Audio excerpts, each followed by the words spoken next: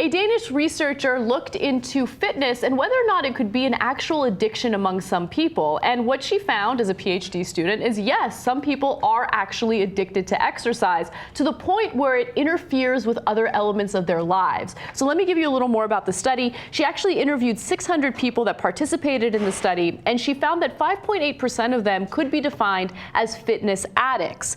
So here's how she defines the addicts. If someone who's addicted to physical exercise is prevented from training, that person will experience withdrawal symptoms like restlessness, frustration, and guilt. It's comparable to alcoholism, where withdrawal symptoms play an incredibly large part in the addict's social life, family life, and working life. So it gets to a point where you will neglect other elements of your life because you have to go out there, you got to work out. Some of these people don't just work out once a day, they'll work out multiple times a day, which sounds terrible.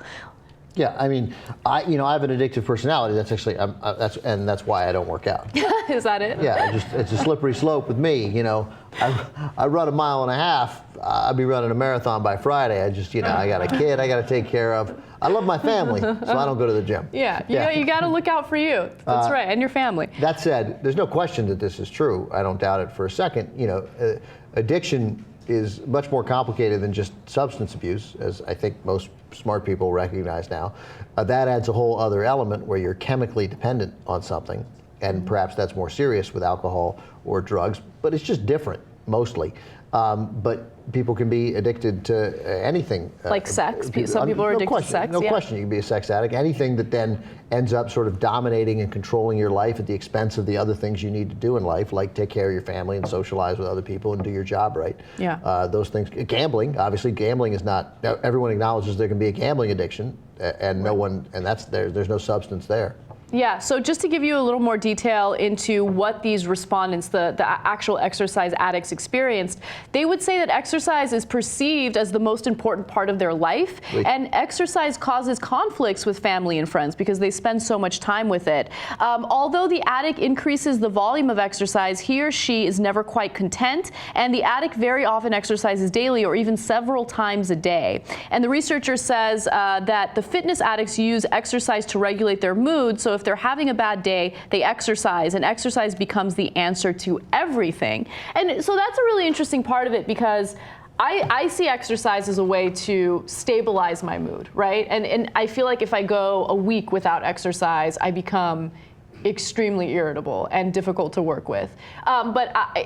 It's important to have that distinction that, hey, you know what, it's not taking over my life, so it's fine. If it is taking over your life and that's your number one priority, you have an issue. What if you don't exercise for like 4 years? You think you'd be super irritable at work? I would be beyond irritable. I think the guilt and the irritability, those two things happen to me when I don't exercise for a while. Like, I feel really bad about myself. I feel moody. I mean, it really helps regulate your mood and control stress. That's the biggest thing. Well, I feel guilty and moody, so there you go. I haven't been to the gym in 4 years. It's been 4 years? Yeah, I used to run like 3 or 4 times a week, and I basically just stopped everything about 4 years ago. What, it just one day you're like, well, I never I'm tired liked of it. this. I never liked it. I never got anything out of it. It was always a burden. And then, and then just sort of, laziness. There's some reason that everybody doesn't go. I always think that I keep thinking, I get back in it.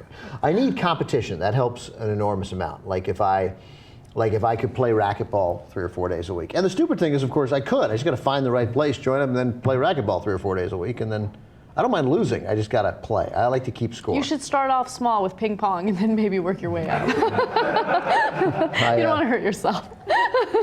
I'm also I'm the worst racquetball player in the world because I lost a bunch of, I've told the story on the air before, I lost a bunch of racquetball games to my ex-girlfriend's father, who was dying of pancreatic cancer.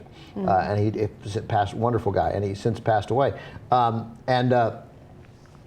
And he would, again, he was stage 4 pancreatic cancer, and this guy would play racquetball with me, and I once lost to him like 15-6. That was my heroic game. That was my stand. He'd beat me 15-6, 15-2, and he'd stand there and he'd drill it in perfect spots every time, and I'm running, diving, I'm making spectacular shots, sliding into the wall, colliding into the wall, and he'd be like, yeah, and I'd be on the ground, and he'd be like, dink, doom, doom.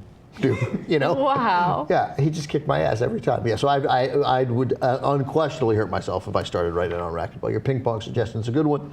By the way, ping pong, a vastly underrated game, Young Turk's ping pong table for after hours, because it's loud for people working. I think would be... Everything in this office is loud, so... I think it'd be well received. It's fun. Ping pong's fun.